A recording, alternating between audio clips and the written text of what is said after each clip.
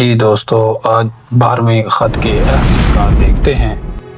Number 1، ترقی پسندوں کے نظریہ فن کا خلاصہ یہ تھا: فن سامنے کی اس دنیا سے تعلق رکھتا ہے جس میں طاقت کے بہیمانہ استعمال نے ہنگام مچا رکھا ہے اور زیادہ تر انسانوں سے کیڑے مکوڑے بن گئے ہیں اور کچھ ہاتھی گھوڑے۔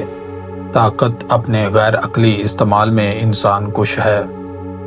ظاہرہ یہ بڑا اہم نقطہ ہے۔ طاقت اگر غیر عقلی استعمال سے ظاہر کی جائے تو انسان کے لیے وہ تباہ کن ہوتی ہے اور اس کو پھر وہ شتر بے مہار بن جاتی ہے، اس کو پکڑنا پھر بہت مشکل ہو جاتا ہے۔ نمبر 2، کوئی شک نہیں کہ انسانی ہستی طاقت کی کارگاہ بنائی گئی ہے، اسی لیے طاقت کے سامنے مزاحمت بھی برسر پیکار رہتی ہے، اور یہی مزاحمت کی سوچ انسانی ہستی کو لاحق ان بڑے سوالوں تک بھی پہنچ جاتی ہے جہاں طاقت کبھی نہیں پہنچ پاتی۔ اسی پہنچ کو ہم فن کا بھید کہتے ہیں۔ یہ رائٹر کے لیے بڑی اہم بات ہے اور نقاد کو یہ جاننی چاہیے۔ انہوں نے نقاد کو ہی مخاطب کیا ہے کہ جو آدمی ان بڑی طاقتوں کے خلاف لکھنے کی جرت کرتا ہے وہی طاقت سے آگے نکل کر ایک فن پارہ تخلیق کرتا ہے جس میں یہ بھید، یہ اصل پائی جاتی ہے کہ اصل میں دنیا میں معاملہ کیا ہے اور کیا ہو رہا ہے۔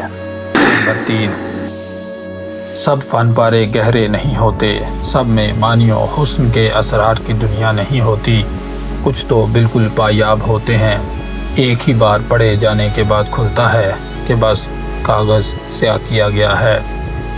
نمبر 4، پایاب فن پارہ کیسا ہوتا ہے؟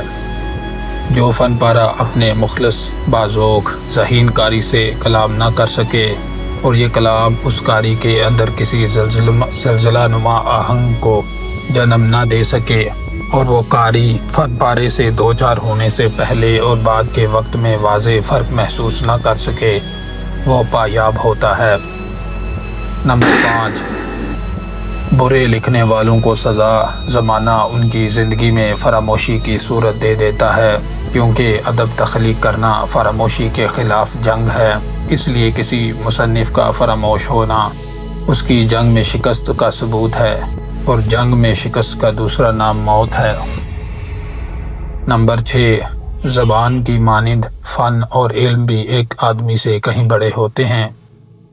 چیزوں کو خود پر قیاس کرنے سے پہلے آدمی کو 100 بار سوچنا چاہیے۔ نمبر 7، بڑا فن پارہ کیسا ہوتا ہے؟ بڑے فن پاروں میں اپنے اندر بار بار جنم لینے کی جادوئی صلاحیت ہوتی ہے، وہ کائنات کی کبھی ختم نہ ہونے والی توانائی جیسی کوئی چیز اپنے اندر رکھتے ہیں، ان کا حسن مان نہیں پڑتا اور ان کی روشنی کبھی مدھم نہیں ہوتی، کیونکہ ایسا فن پارہ ہر آنکھ اور سوچ پہ الگ ہی طرح سے کھلتا ہے، اس لیے ہر زمانہ اس کا زمانہ ہوتا ہے۔